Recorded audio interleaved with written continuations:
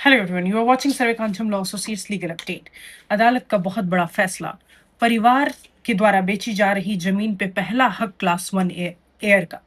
मामला क्या था? सुप्रीम कोर्ट ने अपने एक महत्वपूर्ण फैसले में कहा है कि हिंदू उत्तराधिकार अधिनियम 1956 की धारा 22 के तहत मिलने वाली प्राथमिकता का अधिकार यानी पहले खरीदने का अधिकार कृषि भूमि पे भी ऐसे ही लागू होगा जैसे अन्य भूमियों पे लागू होता है। परिवार का कोई सदस्य अपने हिस्से की जमीन बेचता है तो उसी परिवार के दूसरे सदस्य का अधिकार होगा जो क्लास 1 एयर में आते हैं पहले खरीदने का। उनको बताकर, उनको इन्फॉर्म करके ही वो व्यक्ति किसी और को बेच सकता है अगर वो मना कर देते हैं लेने से तो।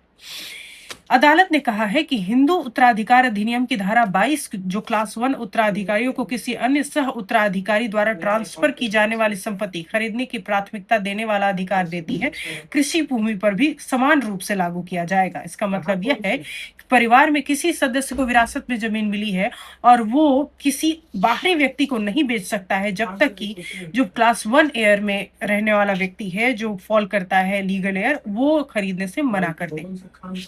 बहुत ही इंपॉर्टेंट जजमेंट है, just go through it. Section 22 of Hindu succession act 1956। Thank you so much.